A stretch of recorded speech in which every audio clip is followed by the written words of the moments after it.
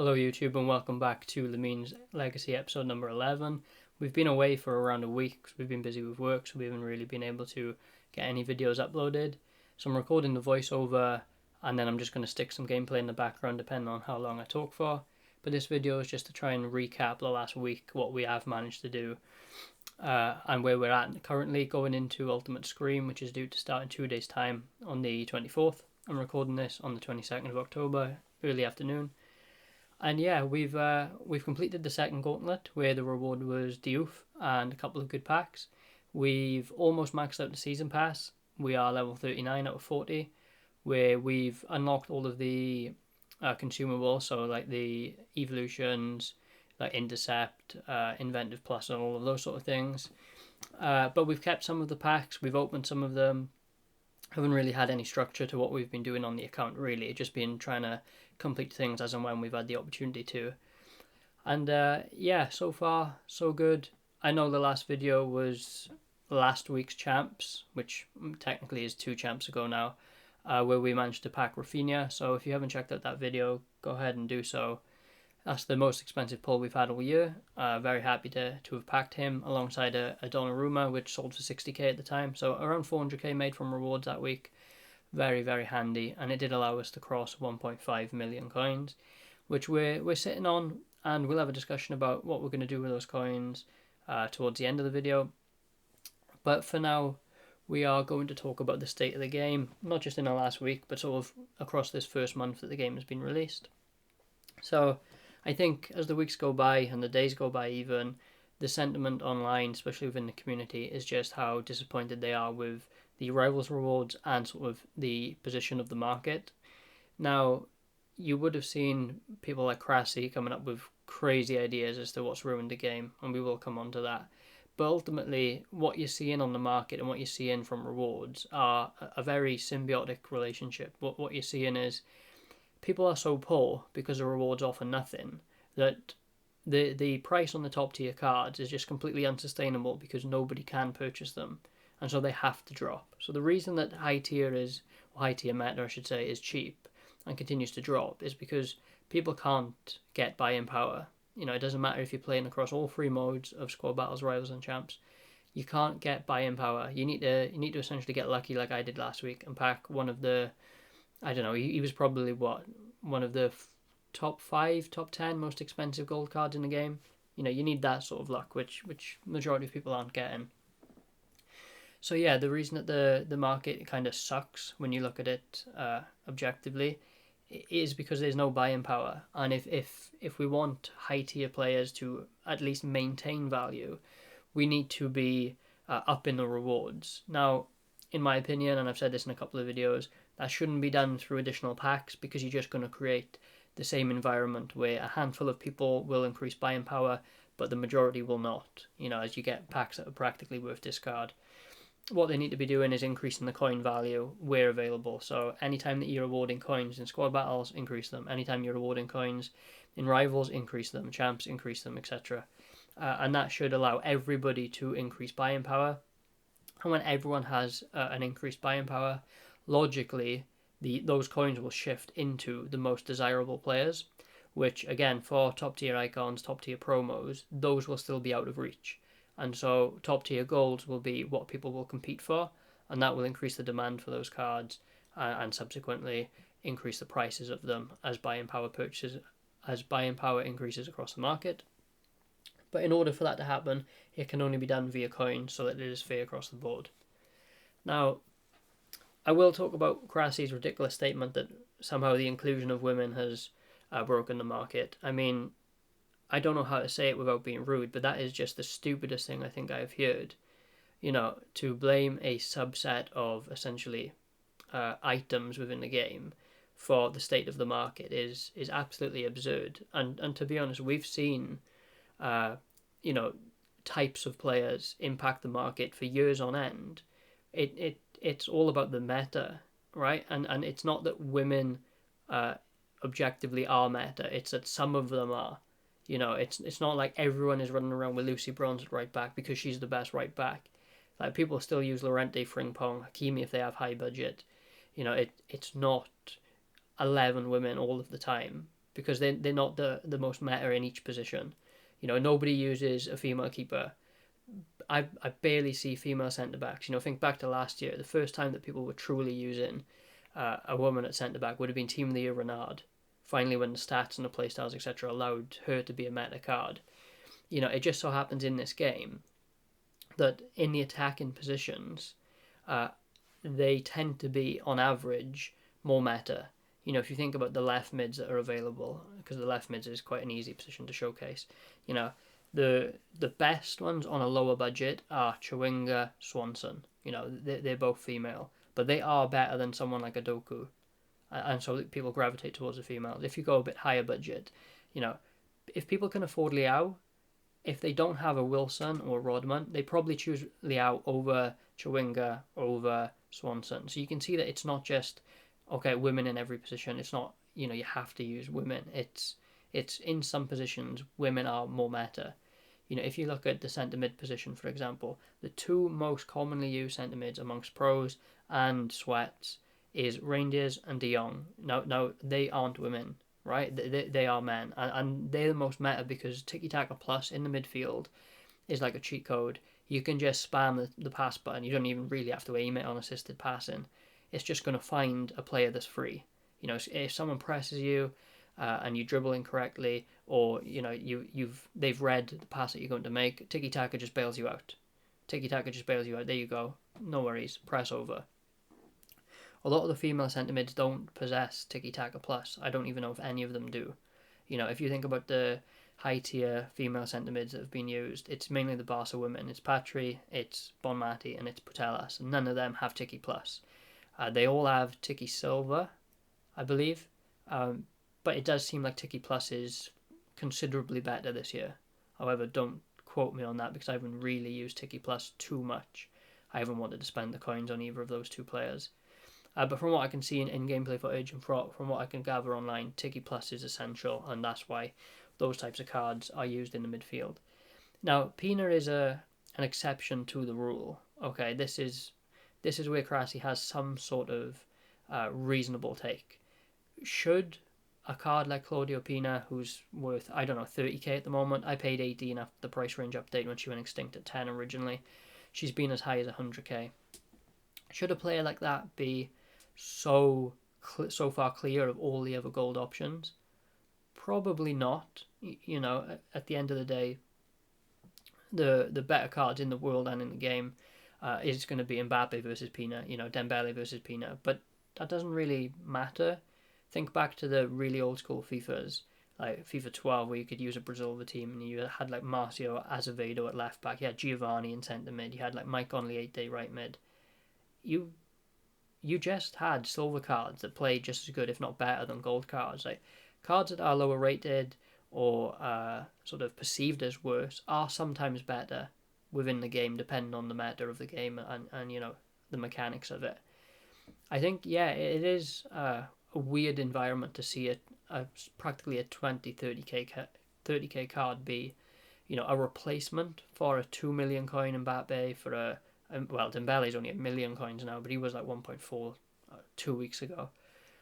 It is weird and it is a tough thing to navigate, but I think all EA have to do, to be honest, is come out with a promo Mbappe and Dembele. Mbappe's a bit tough because he has won a Player of the Month, and I know not a lot of people, but some people would have been able to do that SBC.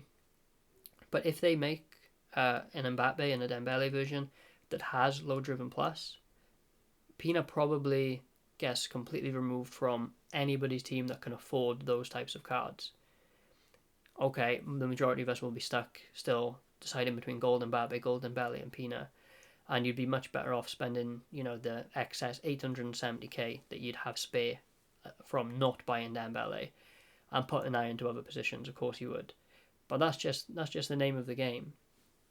I think to just blanket statement say that women are responsible for a terrible market is such an idiotic and ridiculous statement, and I wouldn't be shocked if he's having a ton of stick online, because it is just nothing short of idiotic. If a patch comes out tomorrow and we go back to Power Shot Plus being meta, remember last year with the first time power shots and crazy stuff like that. Anybody that has that playstyle plus instantly doubles in price. Or, double is a bit of an exaggeration, but instantly you see market demand increase, because that would be the meta. That Chiesa Evo from last year was so in demand. We had the Drogba meta.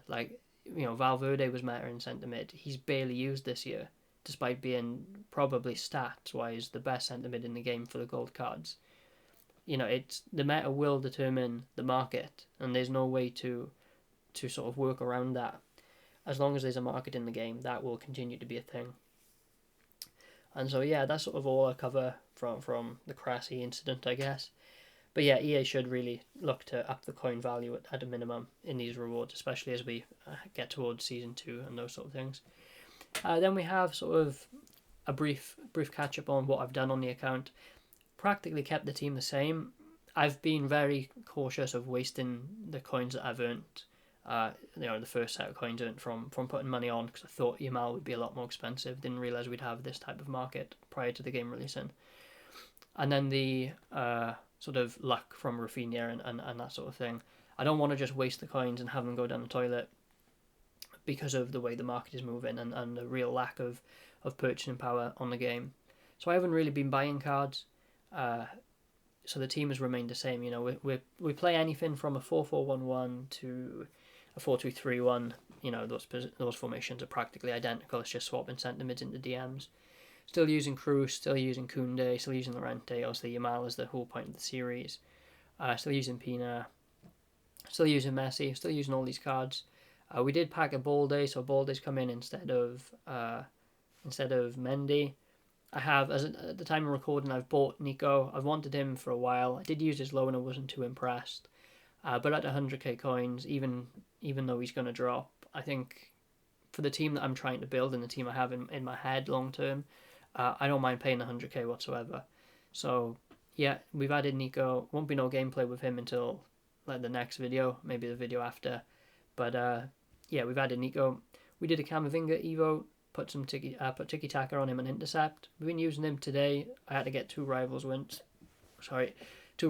before tomorrow, and I don't have much time after making this video. So played some games. He seems brilliant, especially with this Tiki Plus against the first time that I'm truly using a Tiki Plus player, and you can't tell in the centre mid position the value of it. And yeah, we long term with our team, we're gonna look towards. Essentially, we want to replace Araujo. Not that there's anything wrong with Araujo. I just think I should be looking at picking up Marquinhos, Saliba, potentially VVD, although I think VVD might be a waste. Or we might do the SBC of Hoylson. I believe that's his name, right? My mind's gone a bit blank. But Intercept Plus, or Intercept on the card, I should say. It's obviously the most in-demand centre-back playstyle this year. Marquinhos obviously has the plus. I think Hoylson is silver.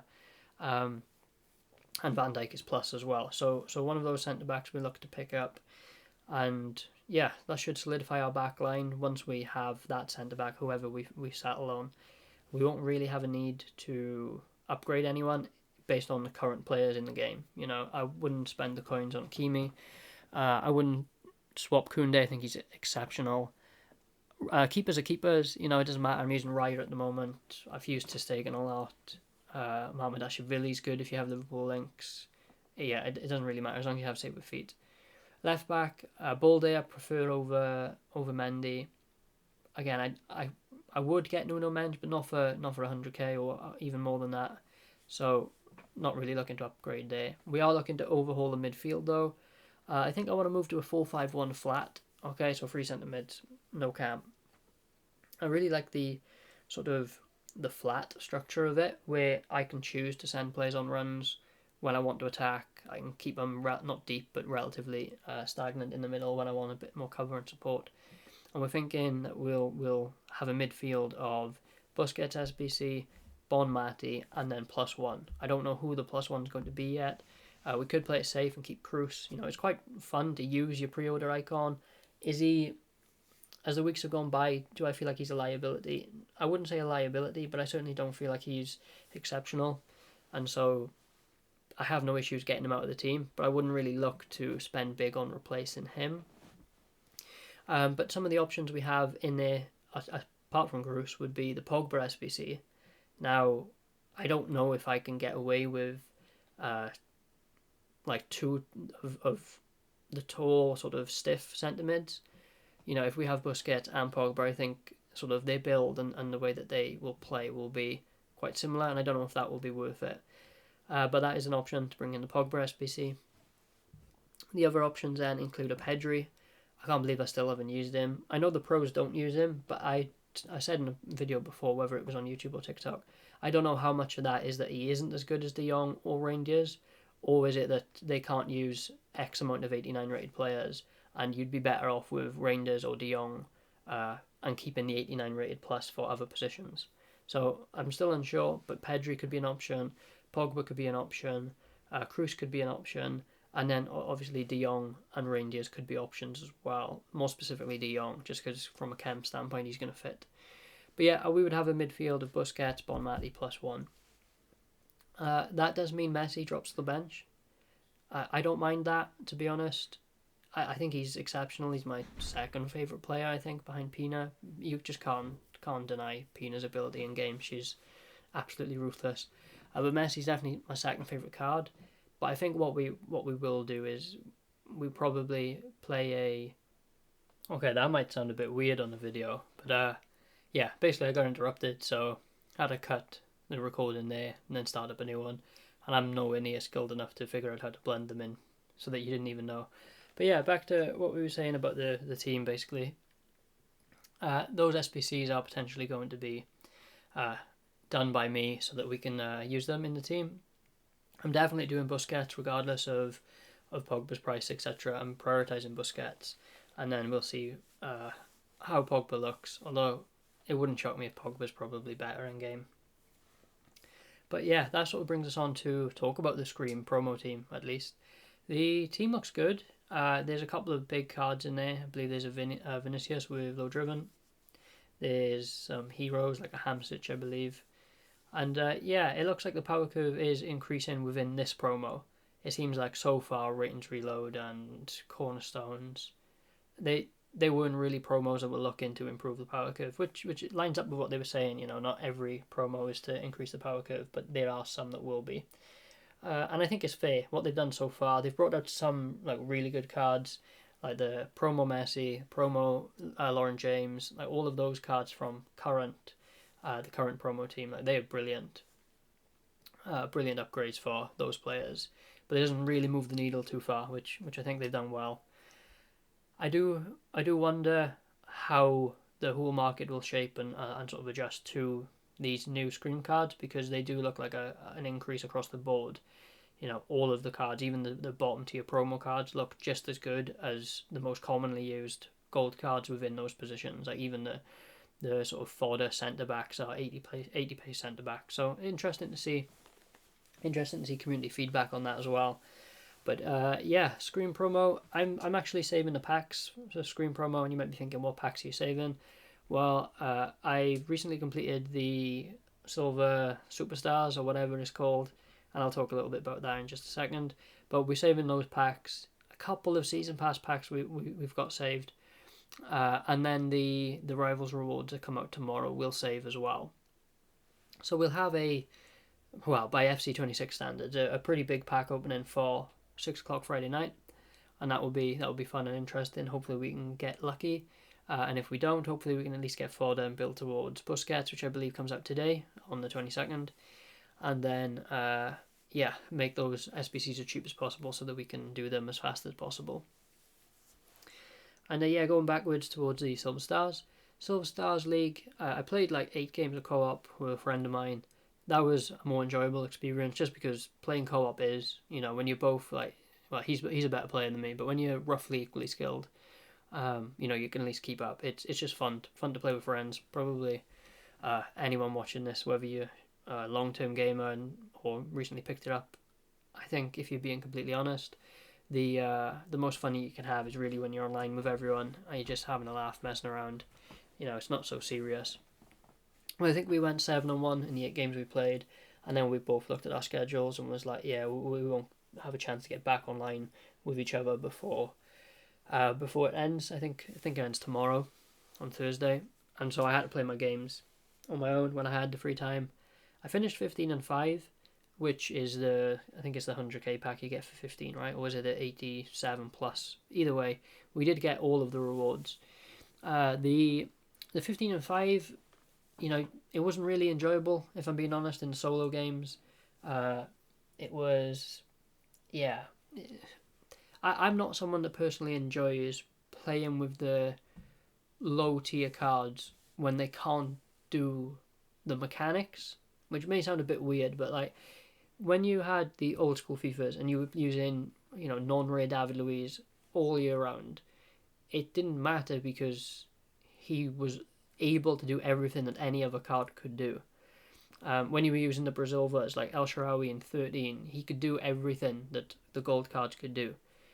That's not the case in these most recent years because of playstyles and things. And to be honest, I get frustrated when the game does, like, you're trying to do things that you can do with your main team and they just don't come off. I find it makes the game really clunky and awkward. But I completely understand that for a lot of people it was really refreshing to not play against Pina, and other meta cards, for example, the cards that you play every game. But in my experience, there wasn't too much variety in the Silver League anyway. Most of the, I guess, meta silvers I found was in a lot of my opponent's teams. So I would say in 90% of the games, everybody had a Charlton, everybody had a Garincha, everybody was using Yashin. A lot of people had Bobby Moore, which surprised me because I feel like he's the most frustrating or annoying one to get. And it was like those icons. Eusebio was semi-common, not, he's probably in about 50% of games. And then it was filled up with stuff like Ngamoa, Bellingham in midfield, the centre-backs that are rapid. I can't remember the name of the one of them, but the other's like El Yamik or something. Yeah, those sort of cards I felt like made it identical to playing rivals. You played against the same types of cards. They just so happened to be silver this time around. But of course, the rewards were brilliant. The rewards were more than worth it for what it was. Even if you didn't get the win rewards, the play-in was more than worth it. So you got to give EA credit for that. They really made that game mode worthwhile. And if they're ever going to make a game mode worthwhile from a reward standpoint, we just have to accept that people are going to try to win. I mean, I don't play to lose. I don't know anyone that does play to lose. So I think it's a bit unfair of us to, expect people to go in half-heartedly when, there are such good rewards on the line. All you had to do was play 20 games and you had rewards that were about 500 times better than sweating your division rivals games. So you completely understand why people went out and spent, and I don't blame them one bit. But from a team difference perspective, we used a team that was awful. It was rubbish. I tell you what I will do is I will at the end of the video, I'll try and make a reference that we're 23 minutes into the audio recording. I will try and put a clip in of the team we used because it was awful. Got absolutely carried by my centre backs, to be honest. I just went in my club, seen what I had, and just picked the fastest player in each position. And then I bought a striker who was quick, and that was the end of it, really. But yeah, we did it. Didn't make it easy for ourselves, but again, we had the option to spend the way that other people spent. We chose not to, and that's on me. But I don't know if there's anything else I necessarily want to discuss in this video. We covered sort of where the account is at. We covered Crassie's ridiculous statement on the market. We covered Rivals Rewards again and why they suck. We covered that we did complete Silver Stars. Talked a little bit about the upcoming Screen promo. Talked a little bit about what we got planned for the team. I have noticed that since I've been using the new thumbnails, a lot more views are coming into the videos. Super appreciative of that. I'm not really great at understanding the analytics, so I don't know if people are making it this far into videos. Probably not, right? It doesn't seem to... as a small creator, you usually have to wait for some sort of blow up before people start taking your content seriously, and I'm not going to sit here and claim that my content is super high value at the moment. I'm still trying to learn how to develop and grow the content in a way that is valuable and makes people want to tune in and listen for the whole time. But yeah, I will be uploading on Friday night. I think what we're going to do is we're going to get some Rivals gameplay tomorrow. We're going to make some Busquets progress when he releases. And then we'll have the pack opening, and that will be that Friday night's video. And then we probably won't upload till Monday, which would be when we complete Champs. And I'll try and get a bit more of a consistent schedule going. I just want to record like 3 YouTube videos a week, to be honest. But you know, stuff happens, and when you know you make zero money from the content, you have to go and prioritize other things, and that's where I'm at right now. But yeah, hopefully I can get more consistent and upload, because I do enjoy making the videos. I am enjoying not necessarily FC26 gameplay, but I am enjoying working through the content and sort of the series. I do really enjoy basing it around one player, knowing that that's a lock. Doesn't matter what team you make, that player's in the team. That's fun. And we'll make a recap video, I think, sometime next week on, you know, how many goals and assists are we at, and that sort of thing. So I think it's going to be good to do like a monthly recap, see how much progress we're making. But yeah, I appreciate you if you've been watching this far. Leave some comments in the comments just to create a discussion, and that can be the commentary for the next videos. That would be such a massive help than me coming up with ideas for what to talk about. So please leave some comments below. Leave a like and subscribe if you generally want to see more content. I think the algorithm does promote that now, so something I want to raise. If you want to see more short form content, then this the channel username here, an academic gamer, same on TikTok. And you'll be able to watch some short form content. We try and upload a bit more regularly on there, as it's quite easy to find short form content.